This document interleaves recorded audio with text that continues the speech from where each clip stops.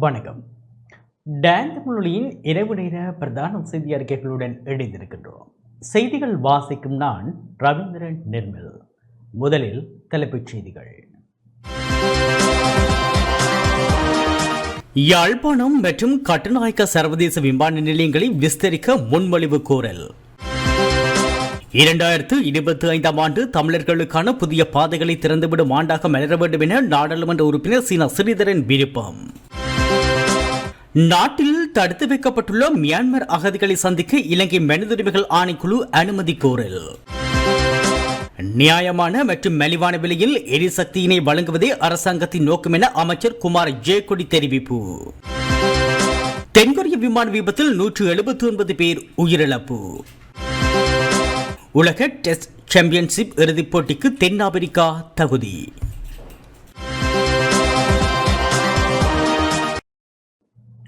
தொடர்வது முதன்மை செய்திகள்.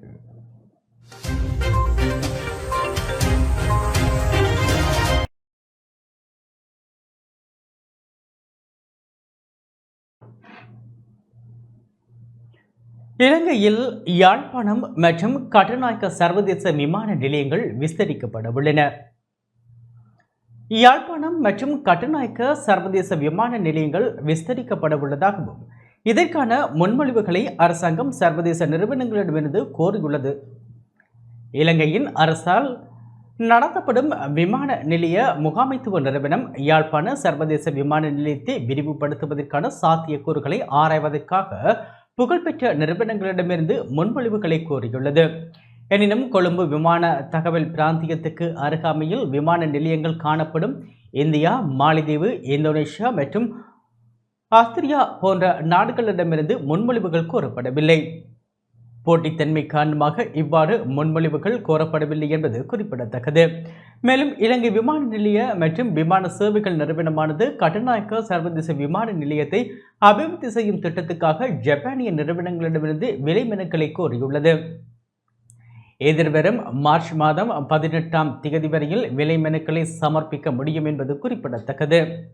கட்டுநாயக்க விமான நிலைய கட்டிடத்தை கட்டி முடிக்கும் இந்த திட்டமானது ஜப்பான் சர்வதேச கூட்டுறவு முகாமை நிதியத்தின் நிதி உதவியுடன் முன்னெடுக்கப்பட உள்ளது.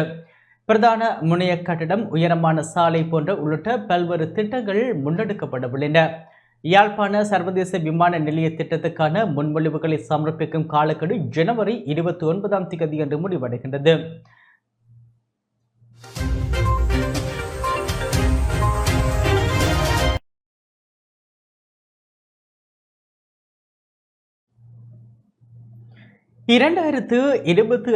ஆண்டு தமிழர்களுக்கான புதிய பாதைகளை திறந்துவிடும் ஆண்டாக மலர வேண்டும் என நாடாளுமன்ற உறுப்பினர் சீனா ஸ்ரீதரன் தெரிவித்துள்ளார்.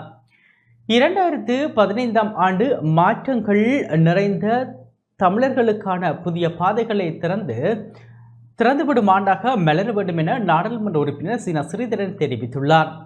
இலங்கை தமிழரசு கட்சியின் கிளிநொச்சி கிளையின் நத்தார் நிகழ்வும் ஆண்டிறுதி ஒன்று கூடலும் இன்று கட்சி அலுவலகத்தில் நடைபெற்றது. நிகழ்வில் கிளிநொச்சி புனித திரேசால் ஆலய பங்கு தந்தை செல்வெஸ்டர் அடிகளார் கட்சி ஆதரவாளர்கள் கலந்து கொண்டனர். நிகழ்வில் உரையாற்றிய நாடாளுமன்ற உறுப்பினர் சீனா ஸ்ரீதரன் தமிழர்களின் தேசிய அபிலாஷைகளை வென்றெடுக்கின்ற தமிழரின் இருப்பை தக்க வைக்கின்ற ஆண்டாக 2025ஆம் ஆண்டு அமைய வேண்டும் என தெரிவித்தார். 2025ஆம் ஆண்டு மாற்றங்கள் நோக்கிய தமிழர்களுக்கான புதிய பாதைகளை திறந்துவிடுகிற ஆண்டாக மாறும் என்ற நம்பிக்கை எமக்குண்டு. எங்கள் தமிழர்களுடைய தேசிய அபிலாஷையான அவருடைய அரசியல் அபிலாஷைகளை வென்றெடுப்பதற்கான ஆண்டாக வருகிற 2025ஆம் ஆண்டு தன்னுடைய அடையாளத்தை தரும் என்று நாங்கள் நம்புகிறோம். தமிழ் மக்களுடைய தனித்துவமான தனி தேசிய அடையாளமும் அவருடைய தமிழ் தேசிய இருப்பும் முக்கியத்துவம் பெற்று இழந்து போன எங்களுடைய மக்களின் இழப்புகளில் இருந்தும் நாங்கள் எங்களுடைய ஒவ்வொரு உயிர்களினுடைய ஆத்மாக்களின் சிந்தனைகளிலிருந்தும் எங்கள் தேசத்தை மீண்டும் கட்டியெழுப்புவதற்கான பயணத்தில் எதுகிற ஆண்டும் புதிய பொலிவும் புதிய தெம்பும் எங்களுக்கு கிடைக்கும் என்ற நம்பிக்கை உண்டு. கடந்த காலங்களில் நாங்கள் கண்ட சவால்கள், அடைந்த மாற்றங்கள் முக்கியமானவை. அந்த அனுபவங்களையும் அந்த வரலாற்று பாடங்களையும் வைத்துக் கொண்டு வரப்போகிற ஆண்டு கட்சிக்கு உள்ளேயும் சரி கட்சிக்கு வெளியிலேயும் சரி நாங்கள் சவால்களை எதிர்கொண்டு பயணங்களை மேற்கொள்வோம் என்ற நம்பிக்கை நம்மிடம் உண்டு. அந்த நம்பிக்கைக்கும் சவால்களுக்கு நாங்கள் முகம் கொடுக்க தயாராக இருக்கிறோம். அந்த தைரியமும் நம்பிக்கையும் இயற்கை என்னும் முறைவன் எங்களுக்கு தந்த அடிப்படையில் கிடைத்திருக்கிறது. ஆகவே அந்த முயற்சிகள் வெற்றி பெறும். அந்த வெற்றியோடு வருகிற ஆண்டை வெற்றிகரமான ஆண்டாக சந்திக்க தமிழர்கள் தயாராகி கொண்டிருக்கின்றோம். புதிய அரசாங்கம் தன்னுடைய அரசியல் செயல்பாடுகளில் இன்னும் அரசியல் தீர்வு முயற்சிகளில் எந்த ஒரு நல்லெண்ணத்தையும் வெளிப்படுத்தியதாக இல்லை. இதுவரை அவர்களுடைய எண்ணங்கள் என்பது மறைமுகமானதாக இருக்கிறதே தவிர, கருத்துக்களை சொல்வதாக இருக்கிறதே தவிர, அதற்கான முயற்சிகளை முன்னெடுப்பதாக காணவில்லை. ஆனால் வருகிற ஆண்டு அவர்களுடைய வரவு செலவு திட்டம் மற்றும் புதிய அரசியல் அமைப்பு, அந்த அரசியல் அமைப்பூடாகத்தான் தீர்வு காணப் போகிறோம் என்று அவர்கள் சொல்லுகின்ற கருத்துக்கள், இவை தொடர்பில் நாங்கள் அதிகமான கரிசனைகளை கொண்டிருக்கிறோம். தொடர்ந்தும் அந்த கரிசனைகளோடு புதிய தீர்வுக்கான பாதையில் அவர்கள் வந்தே ஆக வேண்டும் என்ற அந்த பயணத்தோடு இணைந்து செய்ய காத்திருக்கிறோம். நாட்டில் தடுத்து வைக்கப்பட்டுள்ள மியான்மர் அகதிகளை சந்திக்க இலங்கை மனித உரிமைகள் ஆணைக்குழு அனுமதி கோரியுள்ளது. நாட்டில் தடுத்து வைக்கப்பட்டுள்ள மியான்மர் அகதிகளின் நிலைமையை அறிந்து கொள்வதற்காக அவர்களை சந்திக்க அனுமதி வழங்குமாறு இலங்கை மனித உரிமைகள் ஆணைக்குழு ஜனாதிபதியிடம் கோரிக்கை விடுத்துள்ளது. மனித உரிமைகள் ஆணைக்குழுவின் தலைவர் நீதிபதி LDB தெஹிதேனிய ஜனாதிபதி அன்ருகுமார் திசாநாயக்கவிடம் எழுத்து மூலம் இது தொடர்பான கோரிக்கையை விடுத்துள்ளார். அண்மையில் மியான்மரில் இருந்து படகில் வந்த 115 அகதிகள் முல்லைத்தீவு கடற்பரப்பில் இலங்கை கடற்படையினரால் மீட்கப்பட்டனர். கப்பலில் இருந்த 12 பணியாளர்கள் நீதிமன்றத்தில் ஆஜர்படுத்தப்பட்ட பின்னர் விளக்கமறியலில் வைக்கப்பட்டுள்ளனர். தளத்தில் தடுத்து வைக்கப்பட்டுள்ளனர். இந்த அகதிகளிடம் விசாரணை நடத்த இலங்கை மனித உரிமைகள் ஆணைக்குழுவின் அதிகாரிகள் குழு கடந்த 26ஆம் தேதி முல்லைத்தீவு விமானப்படை முகாமுக்கு சென்றிருந்தனர். எவ்வாறாயினும் குடியகழ்வு கட்டுப்பாட்டாளர் நாயகத்தின் அனுமதியின்றி அகதிகளை பார்வையிட அனுமதி வழங்க முடியாது என விமானப்படை அதிகாரிகள் தெரிவித்துள்ளனர். அகதிகளை சந்திக்க எவருக்கும் அனுமதி வழங்கக்கூடாது என குடியகழ்வு கட்டுப்பாட்டாளர் நாயகம் உத்தரவிட்டுள்ள நிலையில் இலங்கை மனித உரிமைகள் ஆணைக்குழுவும் குடியகழ்வு கட்டுப்பாட்டாளர் நாயகத்திடம் கோரிக்கை விடுத்திருந்தது. அதற்கமைய குறித்த கோரிக்கைக்கு பதிலளித்த குடிவரவு மற்றும் குடியகழ்வு திணைக்களம் புகலிட கோரிக்கையாளர்களை அனுப்புவதற்கு அனுமதி வழங்குவது தமது திணைக்களத்தினூடாக அன்றி பொதுமக்கள் பாதுகாப்பு மற்றும் பாராளுமன்ற விவகார அமைச்சரின் ஊடாகவே என தெரிவித்துள்ளது. குடிவரவு குடியகழ்வு திணைக்களத்தின் உதவி கட்டுப்பாட்டாளர் ஒருவரினால் வாய்மொழியாக இது தொடர்பான அறிவித்தல் விடுக்கப்பட்டதாகவும் குடியகழ்வு கட்டுப்பாட்டாளர் நாயகம் இது தொடர்பில் எழுத்துப்பூர்வமாக தெரிவிக்கவில்லை எனவும் இலங்கை மனித உரிமைகள் ஆணைக்குழு சுட்டிக்காட்டியுள்ளது. நீதிமன்ற உத்தரவின் மூலமோ அல்லது வேறு வகையிலோ தடுத்து வைக்கப்பட்டுள்ளவர்களின் நலன்களை தொடர்ந்தும் பரிசோதிக்கும் அதிகாரம் இலங்கை மனித உரிமைகள் ஆணைக்குழுவுக்கு வழங்கப்பட்டுள்ளதாக குறிப்பிடப்பட்டுள்ளது. முகாமில் உள்ள அகதிகளில் 40க்கும் அதிகமானோர் சிறுவர்கள் எனவும் அவர்களில் பெரும்பாலானோர் கைக்குழந்தைகள் எனவும் தெரிவிக்கப்படுவதால் இது தொடர்பில் ஆராய வேண்டிய பொறுப்பு இலங்கை மனித உரிமைகள் ஆணைக்குழுவின் பொறுப்பாகும் என அவர் சுட்டிக்காட்டுகின்றனர். எனவே ஆணைக்குழுவின் அதிகாரிகளின் தடையின்றி குறித்த அகதிகளிடம் செல்வதற்கு வசதியாக தகுந்த உத்தரவுகளை பிறப்பிக்குமாறு முப்படைகளின் தளபதி மற்றும் பாதுகாப்பு அமைச்சர் என்ற வகையில் ஜனாதிபதியிடம் கோரிக்கை விடுப்பதாக இலங்கை மனித உரிமைகள் ஆணைக்குழு தனது கடிதத்தில் தெரிவித்துள்ளது.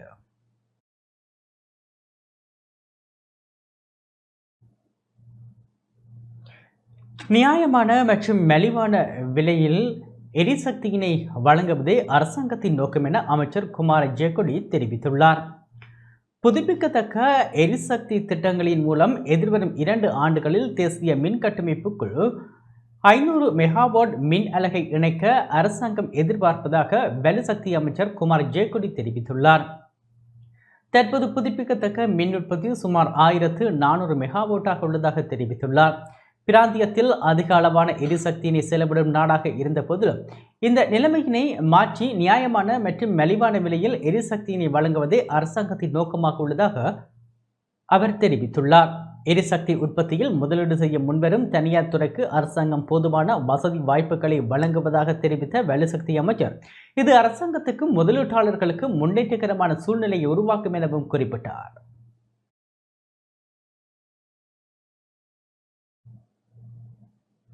தனியார் துறையினரால் இதுவரை 75,000 மெட்ரிக் டன் அரிசி இறக்குமதி செய்யப்பட்டுள்ளது. இன்று காலை வரை 75,000 மெட்ரிக் டன் அரிசி நாட்டுக்கு இறக்குமதி செய்யப்பட்டு சுங்கத்தில் இருந்து விடுவிக்கப்பட்டுள்ளதாக இலங்கை சுங்க திணைக்கள தகவல்கள் தெரிவிக்கின்றன. அதில் 32,000 மெட்ரிக் டன் பச்சை அரிசி எனவும் 43,000 மெட்ரிக் டன் நாட்டரிசி எனவும் தெரிவிக்கப்பட்டுள்ளது. சந்தையில் நிலவும் அரிசி தட்டுப்பாடு காரணமாக அரிசியை இறக்குமதி செய்ய அரசாங்கம் தனியார் தரப்பினருக்கு அனுமதி வழங்க மேற்கொண்ட தீர்மானத்தின் பிரகாரம் அரிசி இறக்குமதி செய்யப்பட்டுள்ளது.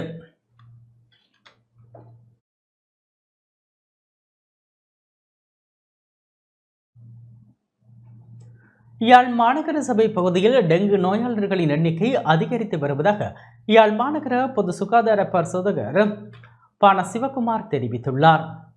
யாழ் மாநகர சபை பகுதியில் தற்போது டெங்கு நோயாளர்களின் எண்ணிக்கை அதிகரித்து வருவதாகவும் பல நோயாளிகள் வைத்தியசாலைகளில் சிகிச்சை பெற்று வருகின்றார்கள் எனவும் யாழ் மாநகர பொது சுகாதார பரிசோதகர் பான சிவகுமார் தெரிவித்துள்ளார். டான் செய்தி பிரிவுக்கு வழங்கிய செவ்வியில் அவர் இதனை தெரிவித்தார். எங்களுடைய பகுதியில் யாழ் மாவட்ட பகுதி, அதாவது குறிப்பாக யாழ் மாநகர சபை பகுதியிலே டெங்கு நோய் பல இடங்களில், அதாவது முன்பு வந்த இடங்களை தவிர்த்து வேறு இடங்கள் நாங்கள் எதிர்பார்க்காத பல இடங்களிலும் திரும்பவும் இந்த நோயூற்று துவங்குகின்றது. ஆகவே தயவு செய்து இதை கட்டுப்படுத்துறது எங்களுடைய சுகாதார திணைக்களத்தாலேயோ மாநகர சபையாலேயோ தனித்து இதை கட்டுப்படுத்த முடியாது. ஆகவே தயவு செய்து பொதுமக்களாகிய நீங்கள் எங்களுக்கு ஒத்துழைப்பு தர வேண்டும். வியாபார நிலையங்கள், தொழிற்சாலைகள் மற்றும் நிறுவனங்கள் எல்லோரும் எங்களுக்கு ஒத்துழைப்பு தர வேண்டும். தினமும் தயவு செய்து உங்களுடைய வீட்டையும் வீட்டு சூழலையும் ஒரு கால் சுற்றி வர பார்த்து மேற்பார்வை செய்து எங்கேயாவது ஒரு இடத்துல நீர் தேங்கி நிற்கிற இடம், அதாவது நிலத்தில் கூட தண்ணி தேங்கி நிற்கின்ற உங்களோட தண்ணியை ஏதாவது தேங்கி நின்று அதை விட்டுள்ளதாக உடனடியாக அழிக்கிறதுக்கு உதவி செய்யுங்க. அடுத்ததாக உங்களுக்கு ஒரு காய்ச்சல் தென்பட்டால் உடனடியாக அரச வைத்தியசாலைக்கு செல்லுங்கள்.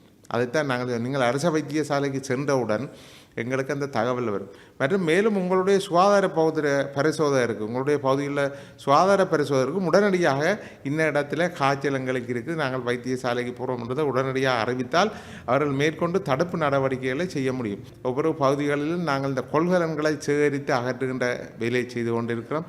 தயவு செய்து மாநகர சபையினர் உங்களுக்கு அறிவுறுத்துறதன் பிரகாரம் பிளாஸ்டிக்கை புரிம்பாகவும் போத்தல்களை புரிம்பாகவும் ஒரு உரப்பையில் போட்டு அவர்கள் அறிவிக்கிற திகதியில் அந்தந்த வாகனத்தில் கொடுங்க.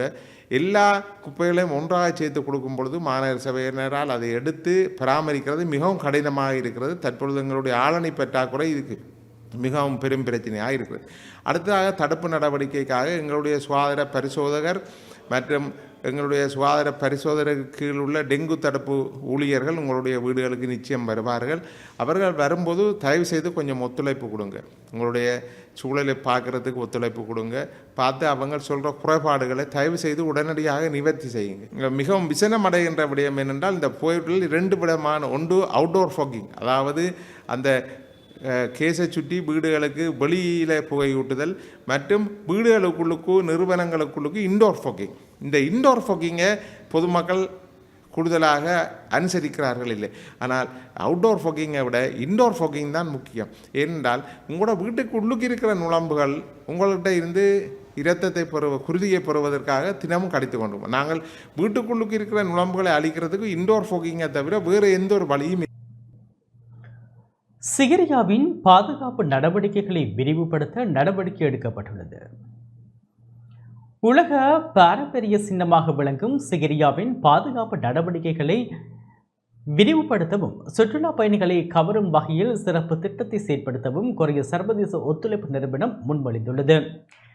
சிகிரிய பாறைக்கு அணுகுசாலை மேம்பாடு, மாற்று அணுகுசாலை அமைத்தல், சிகிரி அருங்காட்சியகம், உணவகம் மற்றும் பெற்றச்சீட்டு பெறுமிடம் உள்ளிட்ட பல திட்டங்கள் உள்ளன. இந்த திட்டத்தின் மொத்த மதிப்பு 2.4 பில்லியன் ரூபாவாகும். அதன்படி புத்த சாசன, சமய மற்றும் கலாச்சார அலுவல்கள் அமைச்சின் ஆலோசனையின் பிரகாரம் மத்திய கலாச்சார நிதியத்துக்கும் கொரிய சர்வதேச ஒத்துழைப்பு நிறுவனத்துக்கும் இடையில் புரிந்துணர்வு ஒப்பந்தம் ஒன்றை கைச்சாத்திடவும் முன்மொழியப்பட்டுள்ளது. இது தொடர்பான கலந்துரையாடல் ஒன்று கடந்த 27ஆம் தேதி புத்த சாசன, சமயம் மற்றும் கலாச்சார அலுவல்கள் பிரதி அமைச்சர் கலாநிதி ஹினிதும சுனில் செனவி தலைமையில் இடம்பெற்றமை குறிப்பிடத்தக்கது.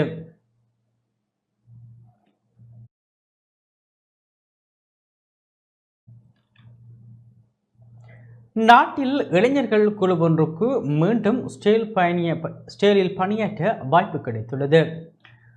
சட்டவிரோதமான முறையில் ஸ்டேல் சென்று அங்கு விவசாயத்துறையில் வேலை செய்து வந்த நிலையில் இலங்கைக்கு திருப்பி அனுப்பப்பட்ட இளைஞர்கள் குழுவொன்றுக்கு மீண்டும் ஸ்டேலில் பணியாற்றும் வாய்ப்பு கிடைத்துள்ளது. அதன்படி இவர்களுக்கான விமான பயணச்சீட்டுகள் இலங்கை வெளிநாட்டு வேலைவாய்ப்பு பணியக வளாகத்தில் அண்மையில் வழங்கப்பட்டது. 79 இளைஞர்களுக்கு இந்த வேலை வாய்ப்புகள் வழங்கப்பட்டன. அவர்கள் ஸ்டேலில் 5 வருடங்களும் 3 மாதங்களுமாக சேவை காலத்தை கொண்டுள்ளனர். குறித்த இளைஞர்கள் குழுவினர் நேற்று ஸ்டேலுக்கு பயணிக்கவிருந்தமை குறிப்பிடத்தக்கது.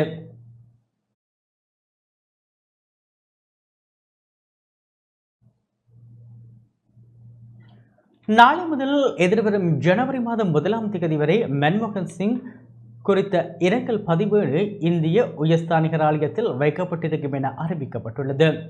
இந்தியாவின் முன்னாள் பிரதமர் கலாநிதி மன்மோகன் சிங்கின் மறைவையொட்டி நாளை முதல் எதிர்வரும் ஜனவரி மாதம் 1ஆம் தேதி வரை இரங்கல் பதிவேடு வைக்கப்பட்டிருக்கும் என இந்திய உயர்ஸ்தானிகர் ஆலயம் தெரிவித்துள்ளது. இதுகுறித்து இந்திய உயர்ஸ்தானிகர் ஆலயம் இன்று ஊடக அறிக்கை ஒன்றை வெளியிட்டுள்ளது. இந்தியாவின் முன்னாள் பிரதமர் கலாநிதி மன்மோகன் சிங் அவர்கள் 2024 டிசம்பர் 26ஆம் தேதி புதுடெல்லியில் காலமானார். அவர் 2024 மே 22ஆம் தேதி முதல் 2004 மே 22ஆம் தேதி முதல் 2014 மே 26ஆம் தேதி வரை இந்தியாவின் 13வது பிரதமராக சேவையாற்றியுள்ளார். புகழ்மிக்க பொருளாதார நிபுணராகவும் தொலைநோக்கு சிந்தனைகளை கொண்ட தலைவராகவும் கலாநிதி மன்மோகன் சிங் 1991 முதல் 1996 வரையில் நிதி அமைச்சராக சேவையாற்றிய முக்கியத்துவமிக்க பொருளாதார மறுசீரமைப்பு நடவடிக்கைகளை அறிமுகம் செய்து நாட்டை பொருளாதார நெருக்கடியிலிருந்து மீட்பதற்கு வழி சமைத்திருந்தார். பணிவு, புலமை மற்றும் அர்ப்பணிப்பு ஆகியவற்றுக்கு பெயர் பெற்ற கலாநிதி மன்மோகன் சிங் அவர்களின் தலைமைத்துவமும் நேர்மையும் தலைமுறையினருக்கு தொடர்ந்து ஊக்கம் அளிப்பதுடன் வலுவான முன்னேற்றம் மற்றும் சேவையின் ஆழமான மரபினை விட்டு செல்கின்றது. டாக்டர் மன்மோகன் சிங் அவர்களுக்கு 1987 இந்தியாவின் 2வது உயரிய குடிமகன் விருதான பத்ம விபூஷன் விருது வழங்கப்பட்டது. மறைந்த இத்தலைவருக்கு மரியாதை செலுத்தும் வகையில் இந்தியா முழுவதும் 2024 டிசம்பர் 26ஆம் தேதி முதல் 2025 ஜனவரி 1ஆம் தேதி வரையில் ஒரு வார கால தேசிய துக்க தினம் அனுஷ்டிக்கப்படுகின்றது.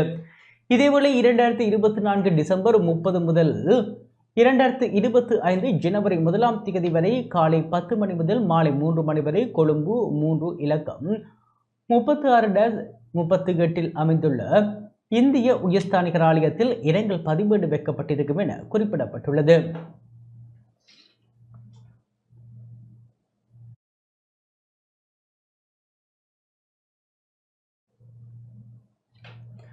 போலீஸ் உத்தியோகத்தர்கள் உடற்பயிற்சிகளில் ஈடுபட வேண்டும் என பணிப்புரை விடுக்கப்பட்டுள்ளது.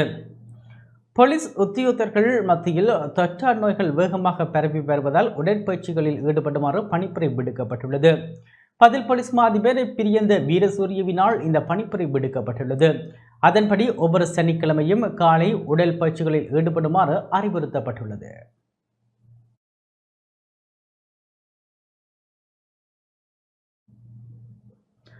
முன்னாள் அமைச்சர் மனுஷ நாணயக்காரவின் சகோதரர் விளக்கமறியலில் வைக்கப்பட்டுள்ளார். நிதி மோசடி குற்றச்சாட்டு தொடர்பில் கைது செய்யப்பட்டிருந்த முன்னாள் அமைச்சர் மனுஷ நாணயக்காரவின் சகோதரர் விளக்கமறியலில் வைக்கப்பட்டுள்ளார். அவரை இன்றைய தினம் கம்பஹா நீதவான் நீதிமன்றில் முன்னிலைப்படுத்திய போது எதிர்வரும் 6ஆம் தேதி வரை விளக்கமறியலில் வைக்குமாறு உத்தரவிடப்பட்டுள்ளது. பின்லாந்து நாட்டில் தொழில் வாய்ப்பை பெற்றுத் தருவதாக வாக்குறுதி அளித்து 40 லட்சம் ரூபாய் பணம் கேட்டு அதில் 30 லட்சம் ரூபாவை பெற்றுக்கொண்ட குற்றச்சாட்டில் குற்ற புலனாய்வு திணைக்களத்தினால் சந்தேக நபர் கைது செய்யப்பட்டிருந்தமை குறிப்பிடத்தக்கது.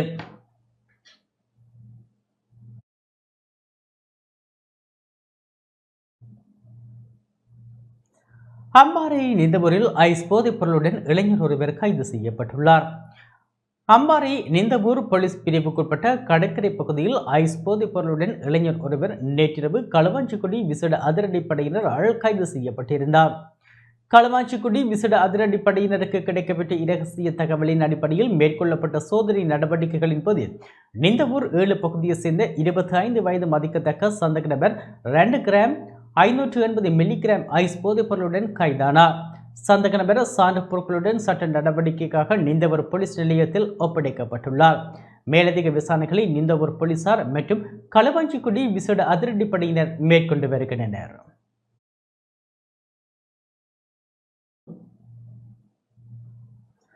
கட்டுநாயக்க விமான நிலையத்தில் 4 கிலோவுக்கும் அதிக ஹொக்கைன் போதைப் பொருளுடன் வெளிநாட்டு பெண் ஒருவர் கைது செய்யப்பட்டுள்ளார்.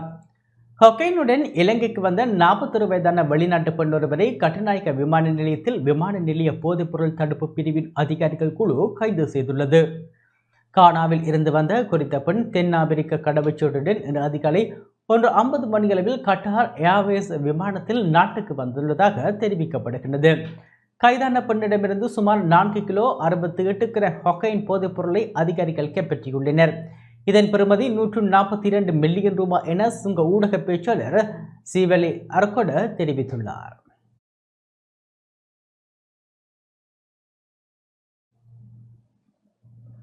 பொலனறுவை நவநகர பிரதேசத்தில் தொல்பொருள் அகழ்வில் ஈடுபட்ட 4 பேர் கைது செய்யப்பட்டுள்ளனர். பொலனறுவை நவநகர பிரதேசத்தில் சட்டவிரோதமாக தொல்பொருள் அகழ்வு நடவடிக்கைகளில் ஈடுபட்ட சந்தேக நபர்கள் 4 பேரை போலீசார் கைது செய்துள்ளனர்.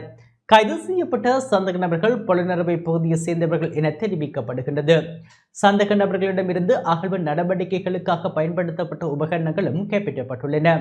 சம்பவம் தொடர்பான மேலதிக விசாரணைகளை பொலனறுவை போலீசார் முன்னெடுத்து வருகின்றனர். மாத்தளையில் 2 இளைஞர்கள் ஆற்றில் விழுந்து உயிரிழந்துள்ளதாக போலீசார் தெரிவிக்கின்றனர். மாத்தளை உபர்நீர் சுத்திகரிப்பு நிலையத்தில் பணிபுரிந்த 2 இளைஞர்கள் ஆற்றில் விழுந்து உயிரிழந்துள்ளதாக போலீசார் தெரிவிக்கின்றனர். நீர் சுத்திகரிப்பு நிலையத்தின் வலையில் சிக்கியிருந்த பீப்பாய் ஒன்றை அகற்ற முற்பட்ட ஒருவர் வழுக்கி ஆற்றில் விழுந்துள்ளார். அவற்றை காப்பாற்றுவதற்காக மற்ற இளைஞர் முயற்சித்துள்ளார். இதன்போது இருவரும் நீரில் அடித்து செல்லப்பட்டதாக முதற்கட்ட விசாரணைகளில் தெரிய வந்துள்ளது. சம்பவத்தில் மாத்தளை கழுதாவளை மற்றும் எபுலு ஆகிய பகுதிகளைச் சேர்ந்த இளைஞர்களே உயிரிழந்துள்ளனர் எனவும் உயிரிழந்தவர்களின் சடலங்கள் நேற்று மீட்கப்பட்டதாகவும் தெரிவிக்கப்பட்டுள்ளது.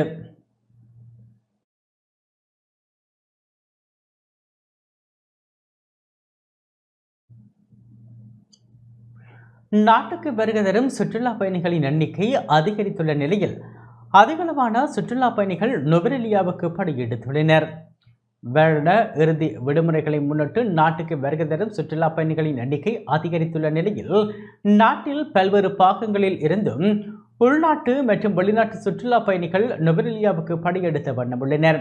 அதன்படி நுவரெலியா கிரகரியவாவி பிரதான நகர் ஹக்கல பூங்கா, விக்டோரியா பூங்கா, உலக முடிவு, சீதா எலிய கோவில், வரலாற்று சிறப்புமிக்க தபால் நிலையம் போன்ற இடங்களுக்கு அதிகம் செல்வதனால் நுவரெலியாவில் உள்ள வாடகை வாகன ஓட்டுநர்கள், சுற்றுலா வழிகாட்டிகள், ஹோட்டல் உரிமையாளர்கள், வர்த்தகர்கள், வணிகர்கள் தமது மகிழ்ச்சியை வெளிப்படுத்தியுள்ளனர்.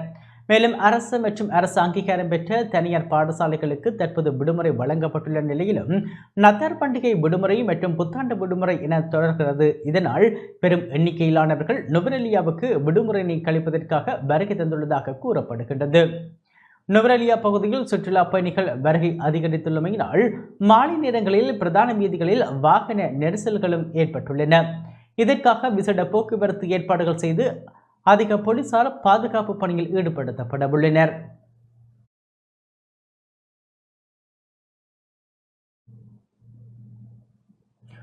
சர்வதேச மாற்றுத்திறனாளிகள் தினம் திருகோணமலை மூதூரில் நடைபெற்றது.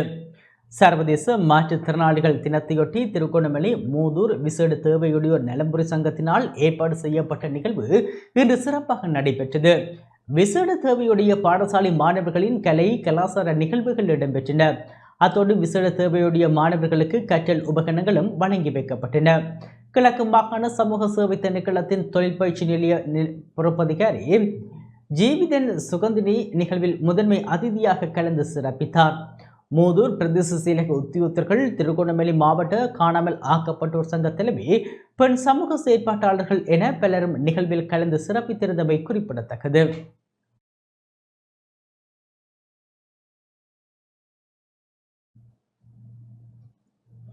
மட்டக்களப்பு மாவட்டத்தில் வெள்ளத்தால் பாதிக்கப்பட்ட மக்களுக்கு இலங்கைக்கான சீன தூதரகத்தால் வெள்ள நிவாரணப் பொருட்கள் வழங்கப்பட்டன. மட்டக்களப்பு மாவட்டத்தில் வெள்ளத்தால் பாதிக்கப்பட்ட 770 குடும்பங்களுக்கு இலங்கைக்கான சீன தூதுவர் நிவாரணப் பொருட்களை வழங்கினார்.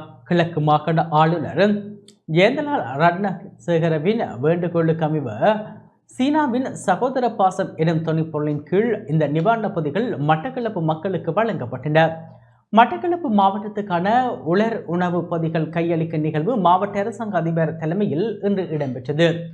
சீன தூதுவரின் பேரியர் ஜின்குவான், மேலதிக அரசாங்க அதிபர்களான சுதர்சினி ஸ்ரீகாந்த், நவரூபரஞ்சினி முகுந்தன் மற்றும் சீன தூதரக அதிகாரிகள் என பலரும் நிவாரணம் வழங்கும் நிகழ்வில் பங்கு பெற்றனர்.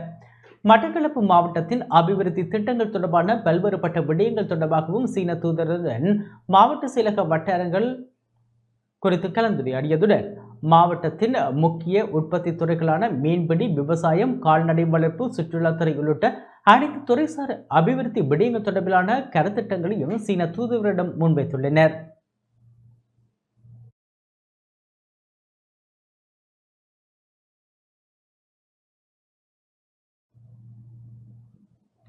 சீன தூதுவரால் வெள்ளத்தால் பாதிக்கப்பட்ட திருகோணமலை மாவட்ட மக்களுக்கு உலருணவு பொதிகள் வழங்கப்பட்டன. சீன அரசாங்கத்தினால் திருகோணமலை மாவட்டத்தில் வெள்ளத்தால் பாதிக்கப்பட்ட மக்களுக்காக வழங்கப்பட்ட உலர் உணவுப் பொதிகளை சீன தூதுவர் இன்று பயனாளிகளிடம் கையளித்தார். திருகோணமலைக்கு விஜயம் செய்துள்ள சீன தூதுவர் மாவட்ட செயலகத்தில் ஏற்பாடு செய்யப்பட்ட நிகழ்வில் வைத்து முதற்கட்டமாக 200 பயனாளிகளுக்கு 6500 ரூபாய் உலருணவு பொதிகளை கையளித்தார்.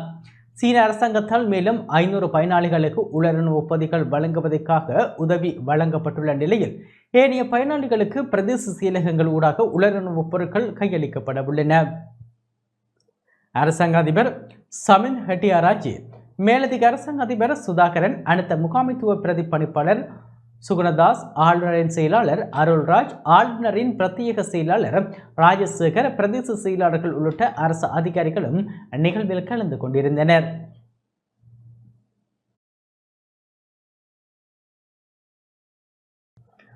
மட்டக்களப்பு பெரிய கல்லாறு மத்திய விளையாட்டுக் கழகத்தால் இரத்த தான முகாம் ஒன்று ஏற்பாடு செய்யப்பட்டது. மட்டக்களப்பு களுவாஞ்சிக்குடி பிரதேச செயலாளர் பிரிவுக்குட்பட்ட பெரிய கல்லாறு மத்திய விளையாட்டுக் கழகம் வேடாதம் நடாத்தும் இரத்த தான முகாம் இன்று நடாத்தப்பட்டது. மாவட்டத்தில் உள்ள வைத்தியசாலைகளில் நிலவும் பாரியளவிலான இரத்த பற்றாக்குறையினை குறைக்கும் வகையில் இந்த இரத்த தான முகாம் ஏற்பாடு செய்யப்பட்டிருந்தது. மட்டக்களப்பு போதனா வைத்தியசாலையின் இரத்த வங்கி பிரிவினருடன் இணைந்து இந்த இரத்த தான முகாம் பெரிய கல்லாறு இந்து கலாசார மண்டபத்தில் நடைபெற்றது. கல்லாறு மத்திய விளையாட்டுக் கழகத்தின் தலைவர் ஆனா அகிலன் தலைமையில் நடைபெற்ற ஆரம்ப நிகழ்வில் இலங்கை தமிழரசு கட்சியின் மட்டக்களப்பு மாவட்ட பாராளுமன்ற உறுப்பினர் இரா சாணக்கியன் பிரதம அதிதியாக கலந்து சிறப்பித்தார். மட்டக்களப்பு போதனா வைத்தியசாலையின் இரத்த வங்கி பொறுப்பு அதிகாரி டாக்டர் விபக், பெரிய கல்லாறு ஸ்ரீ சர்வார்த்த சித்தி விநாயகர் ஆலயத்தின் வண்ணாக்கர் கமல்ராஜ், பெரிய கல்லாறு ஸ்ரீ சிவசுப்பிரமணியர் ஆலயம் மற்றும் வடபத்திரகாளி அம்மன் ஆலய தலைவர் சீனா பேரின்பராஜா உட்பட பலரும் கலந்து கொண்டனர்.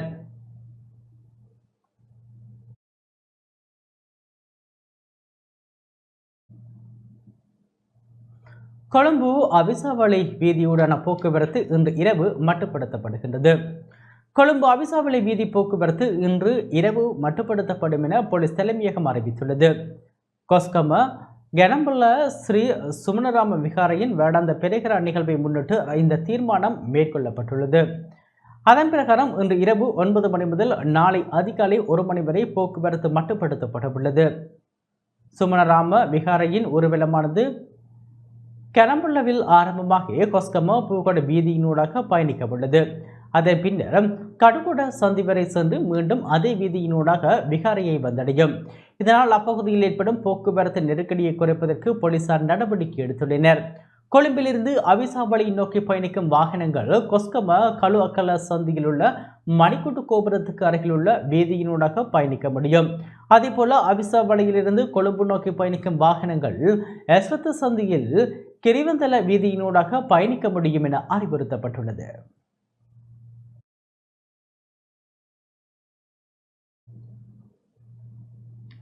வாகன விபத்துக்களை குறைக்கும் நோக்கில் விசேட போக்குவரத்து நடவடிக்கை அமுல்படுத்தப்பட்டுள்ளது.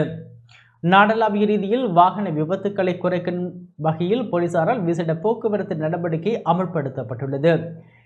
இந்த நடவடிக்கையானது போக்குவரத்து விதிகளை மீறி தொலைதூர பேருந்து சாரதிகள் கவனக்குறைவாக வாகனம் செலுத்தும் விடயம் தொடர்பில் பிரதானமாக அவதானம் செலுத்தப்பட்டுள்ளது.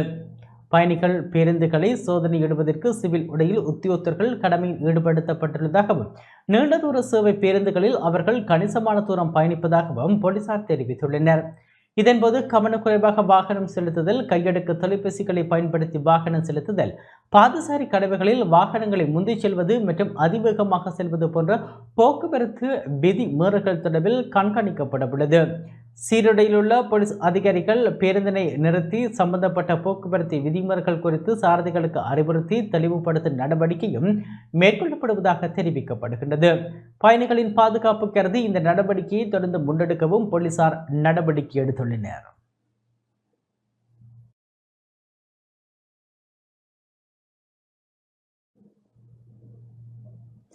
அரிசி தட்டுப்பாட்டை தீர்ப்பதற்கு நடவடிக்கை எடுக்கப்படும் என விவசாய அமைச்சர் தெரிவித்துள்ளார். நாட்டின் பல பகுதிகளிலும் பச்சை அரிசிக்கு தட்டுப்பாடு நிலவுவதாக தெரிவிக்கப்பட்டுள்ள நிலையில் அதனை விரைவில் தீர்ப்பதற்கு நடவடிக்கை எடுக்கப்படும் என விவசாய அமைச்சர் கேடி லால்காந்த் தெரிவித்துள்ளார். தற்போது சந்தையில் நிலவும் அரிசி தட்டுப்பாட்டை நீக்குவதற்கு உரிய நடவடிக்கைகள் முன்னெடுக்கப்பட்டுள்ளன. அதன்படி நெல் சந்தைப்படுத்தல் சபையில் நெல்லை கொள்வனவு செய்வதற்கான சகல ஏற்பாடுகளும் நடைமுறைப்படுத்தப்பட்டுள்ளன. ஆகையால் சந்தைக்கு தேவையான அரிசியை விநியோகிப்பதற்கு அரசாங்கம் தற்போது தயாராகி வருகின்றது. இந்த நிலையில் சந்தையில் உள்ள அரிசி மாஃபியாவை முறியடிப்பதற்கு நடவடிக்கை எடுக்கப்படும் என விவசாய அமைச்சர் தெரிவித்துள்ளார்.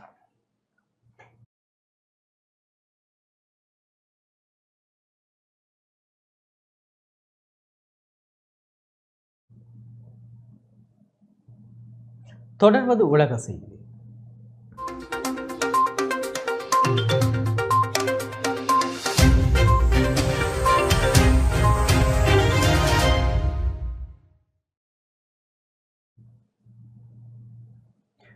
தொடர்வது உலக செய்தி.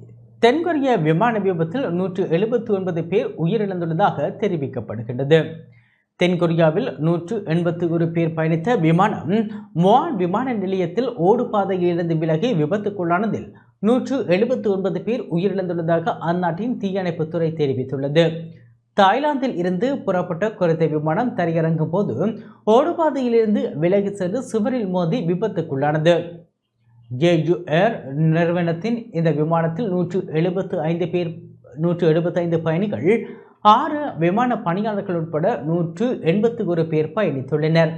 விபத்தில் விமான குழுவை சேர்ந்த 2 பேர் உயிருடன் மீட்கப்பட்டுள்ளனர் எனவும் மீட்பு பணி தொடர்ந்து நடைபெற்று வருவதாகவும் தெரிவிக்கப்படுகின்றது. விமான பயணிகளில் 173 பேர் தென்கொரியர்கள் எனவும் 2 பேர் தாய்லாந்து நாட்டை சேர்ந்தவர்கள் எனவும் சர்வதேச ஊடகங்கள் தெரிவிக்கின்றன.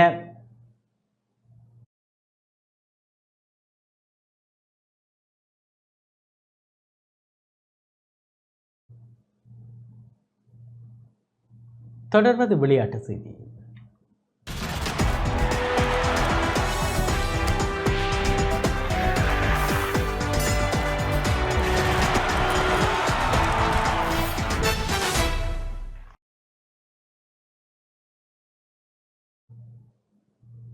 உலக டெஸ்ட் சாம்பியன்ஷிப் இறுதிப் போட்டிக்கு தென் அமெரிக்கா தகுதி பெற்றுள்ளது. 2025ஆம் ஆண்டு ஜூன் மாதம் நடைபெறவுள்ள உலக டெஸ்ட் சாம்பியன்ஷிப் இறுதிப் போட்டிக்கு தென் அமெரிக்கா முதல் அணியாக தகுதி பெற்றுள்ளது. பாகிஸ்தான் அணிக்கு எதிரான முதலாவது டெஸ்ட் போட்டியில் வெற்றி பெற்றதன் மூலம் தென் அமெரிக்கா அணி தகுதி பெற்றுள்ளது. பாகிஸ்தான் அணி தென் அமெரிக்காவில் சுற்றுப்பயணம் மேற்கொண்டு 2 போட்டிகள் கொண்ட டெஸ்ட் தொடரில் பங்கேற்றுள்ளது. இரு அணிகளுக்கு இடையிலான முதல் டெஸ்ட் போட்டி சென்சூரியனில் நடைபெற்றது. போட்டியில் நாணய சுழற்சியில் வெற்றி பெற்ற தென் அமெரிக்க அணி பந்து வீச்சை தேர்வு செய்தது. இதன்படி முதலில் துடுப்படுத்தாடிய பாகிஸ்தான் அணி 57.3 ஓவரில் 211 ஓட்டங்களை பெற்ற நிலையில் சகல விக்கெட்டுகளையும் இழந்தது. இதனையடுத்து ஆடிய தென் அமெரிக்க அணி முதல் இன்னிங்ஸில் 301 ஓட்டங்களுக்கு சகல விக்கெட்டுகளையும் இழந்தது. 90 ஓட்டங்கள் பின்தங்கிய நிலையில் இரண்டாவது இன்னிங்ஸில் விளையாடிய பாகிஸ்தான் அணி சகல விக்கெட்டுகளையும் இழந்து 237 ஓட்டங்களை பெற்றது. இதனையடுத்து 148 ஓட்டங்கள் எடுத்தால் வெற்றி என்ற இலக்குடன் இரண்டாவது இன்னிங்ஸில் களமிறங்கிய தென் அமெரிக்கா அணி அடுத்தடுத்து விக்கெட்டுகளை இழந்து திணறியது. ஒரு கட்டத்தில் 99 ஓட்டங்களுக்கு 8 விக்கெட்டுகளை இழந்து தோல்வியின் விளிம்பில் தென் அமெரிக்கா அணி தத்தளித்தது. அந்த சமயத்தில் ரபடா ஜான்சன் ஜோடி அதிரடியாக விளையாடினர். இறுதியில் தென் அமெரிக்கா அணி 150 ஓட்டங்கள் பெற்று வெற்றி பெற்றது. இந்த வெற்றியின் மூலம் டெஸ்ட் சாம்பியன்ஷிப் இறுதிப் போட்டிக்கு முதல் அணியாக தென்னாப்பிரிக்கா அணி தகுதி பெற்றுள்ளது. மேலும் முதல் முறையாக டெஸ்ட் சாம்பியன்ஷிப் இறுதிப் போட்டிக்கு தென்னாப்பிரிக்கா தகுதி பெற்றுள்ளமை குறிப்பிடத்தக்கது.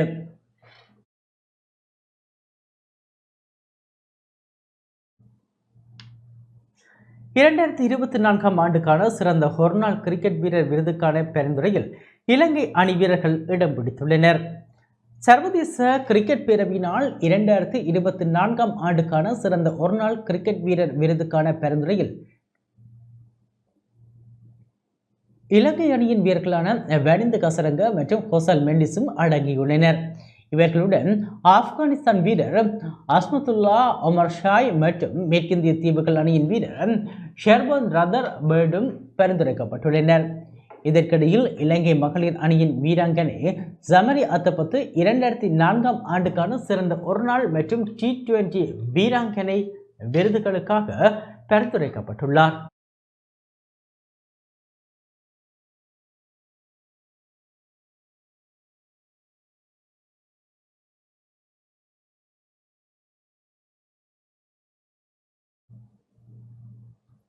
முல்லைத்தீவில் முதன்முறையாக முல்லை பிரீமியர் லீக் கிரிக்கெட் தொடர் இடம்பெறவுள்ளது.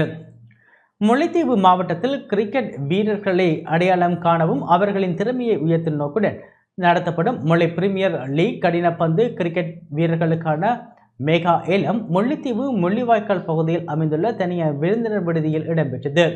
முல்லைத்தீவு மாவட்டத்தில் உள்ள சிறந்த மற்றும் திறமையான வீரர்களை தேர்ந்தெடுத்து தேசிய மற்றும் சர்வதேச அளவுகளில் அவர்கள் பிரபலமடைய வழிவகுப்பதனை முதன்மை நோக்கமாக கொண்டு இப்போட்டி மாவட்ட அளவில் முதன்முறையாக நடைபெறவுள்ளது.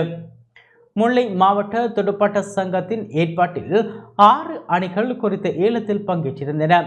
ஒவ்வொரு அணிக்கும் 15,000 புள்ளிகள் வழங்கப்பட்டு குறைந்தது 15 வீரர்கள் தேர்வு செய்ய வேண்டும் எனும் விதிமுறையில் ஏலம் நடைபெற்றிருந்தது.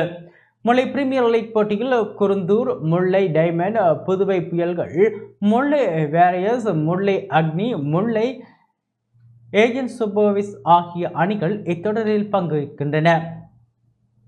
முல்லை பிரீமியர் லீக் போட்டிகள் ஜனவரி 18ஆம் தேதி மாமூலி சுதன் சுதானா விளையாட்டுக் கழக மைதானத்தில் ஆரம்பமாக உள்ளதுடன் இதன் இறுதிப் போட்டியானது பிப்ரவரி மாதம் புதுக்குடியிருப்பு மத்திய கல்லூரி மைதானத்திலும் இடம்பெறவுள்ளது.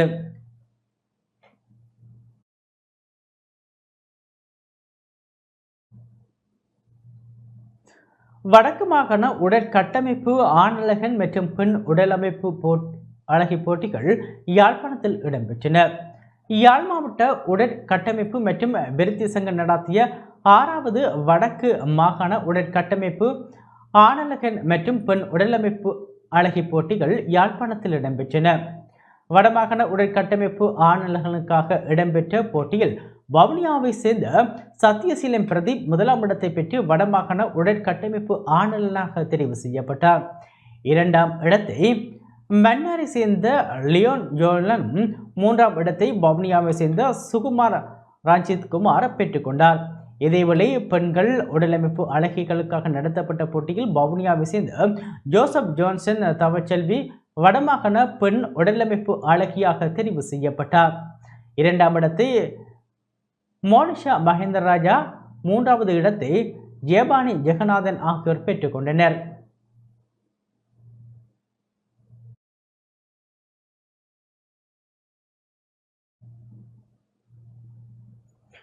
இத்துடன் நமது இந்த செய்தி அறிக்கை நிறைவு பெற்றது.